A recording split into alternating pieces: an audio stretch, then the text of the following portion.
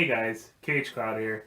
In this video I want to do my brief thoughts on the WWE Superstar Shakeup and Wrestlemania 33 and NXT TakeOver Orlando. Questions go, for the TakeOver Orlando, I was 100% right. Match results. Wrestlemania 33, it was like around 50%, I think 54% or something like that. But that's if you include, because I said that I wanted Shinsuke to replace Shane, but if it was just Shane and AJ would win. I said in my video that I was hoping that the Hardy Boys would show up and take the tag titles, but that was a brief thing. My real thought was that they were going to face against New Day, so depending on how you count that. But anyway, around 50%. Match of the weekend by far was DIY, Revival, and AOP. I think that was a 5-star match. I know, what's his face? Dave Meltzer gave it a 4.5 stars. I can see that, but I think it was definitely a 5-star match. One of the best matches of the year by far. My favorite segment in that is actually when Gargano kind of jumped through the middle ropes and got picked up by, I think it was Razor, or I don't know. They all look, those two AOP guys look the same. He kind of just used them as like a wrecking ball to knock out the other wrestlers, and I thought that was pretty cool. Match from WrestleMania 33 was actually Lesnar versus Goldberg, which I didn't expect at all, but it was exactly how a match between two bigs should be. Now, we all knew that Goldberg wasn't going to be able to go more than 5 minutes, and the match didn't go more than 5 minutes. It was just under 5 minutes. But it had that feeling of like two brute force guys just smacking into each other, and like that should be short and violent and quick, and that's what the match was. I mean, even the actions inside the match were pretty quick. Like, one of my favorite parts is Lesnar does the suplex at the beginning, does 3 suplexes to Goldberg, and the way they positioned the camera, I was shocked when Goldberg hit him. I was just like, whoa! It came out of nowhere. I was surprised that Goldberg could move that fast still, but fair enough, he can, so that was pretty sweet. Superstar Shakeup. Please, Vince, keep AJ on SmackDown. Please. I know there's big rumors he's going to go to Raw, but he's just started a face turn. You have plenty of faces on Raw. You don't need him. You don't need him. I actually really think that's why he started to do the little face turn thing in last week's SmackDown, was because I think Shane didn't really know what was going to happen, and he wanted to make a case for keeping AJ, and he's like, well, if AJ's a heel, they're going to take him because they need heels on Raw. If I make him a face, then maybe they'll let us keep him. Because all the backstage stories that I've heard, Vince is kind of one of those guys that just does stuff out of nowhere. So I think that, that Shane knows that, Stephanie knows that. So I think that some of the moves that were made were kind of as a way to try to keep people on the show. Roman, if AJ is going to Raw, then Roman better be going to SmackDown. I think Roman should go to SmackDown anyways. The biggest problem with Roman has been his booking. He's a fine enough wrestler in his own right. Yeah, he's got 4 moves, but so did John Cena. So does everyone.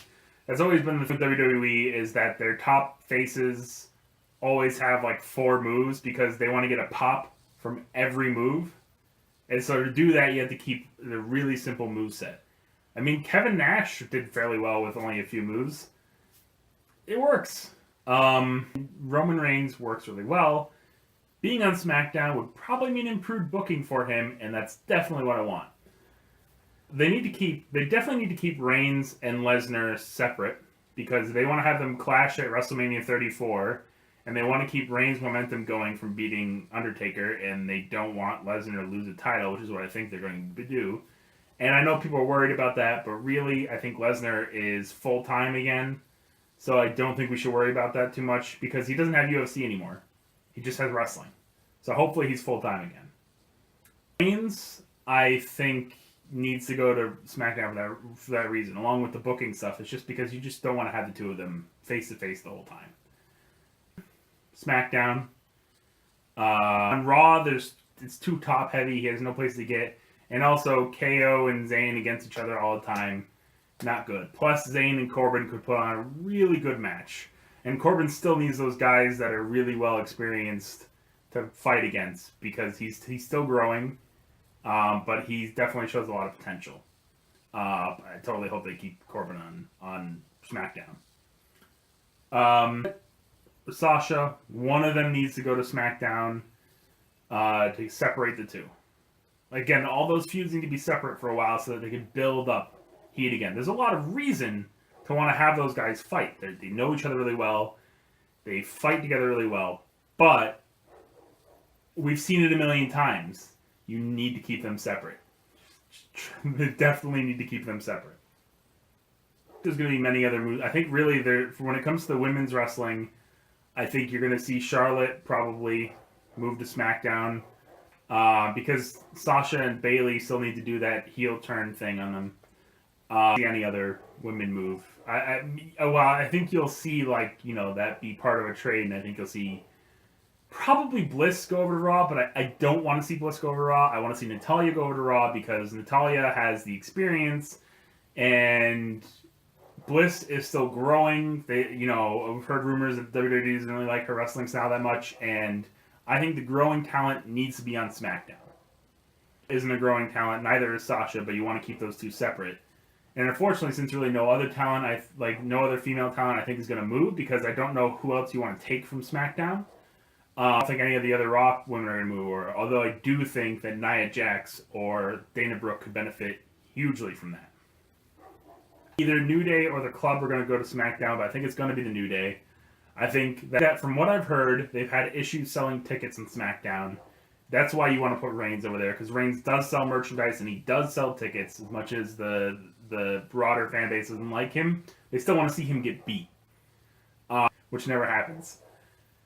I think also New Day, for the same reason, New Day sells merchandise and they sell tickets. And if you have New Day on there, you have a reason to feature those other tag teams. The problem with the tag division on SmackDown is when they don't have anyone marketable, and that's why they don't show up in the show. They don't show up in the show because they have no one who's marketable, and as such, you want to rotate out people. So, if you have AJ show up in one show, you hope to have enough marketable talent that he doesn't necessarily have to show up in the next show. They don't have that, really. They don't have that ability. So, not because of the tag team division. So if they have New Day on there and they have AJ on there, they have Reigns, which I don't see Vince moving over someone like Reigns without taking AJ, unfortunately.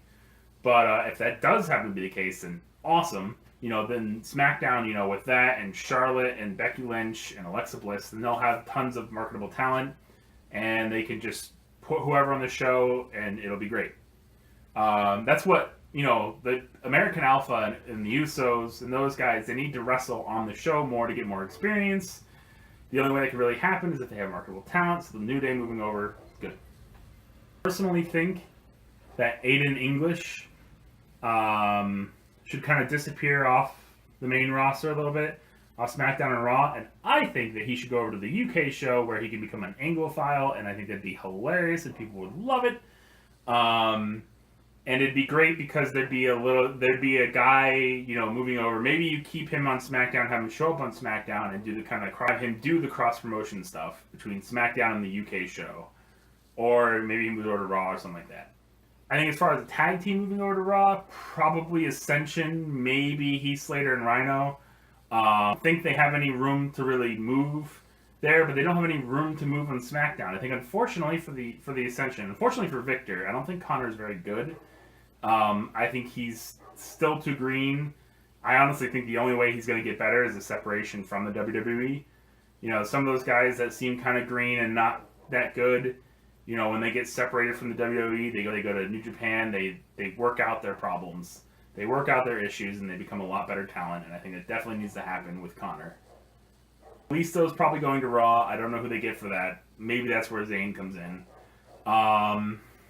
Because they could move all the cruiserweights over to SmackDown, but then SmackDown gets way too much talent.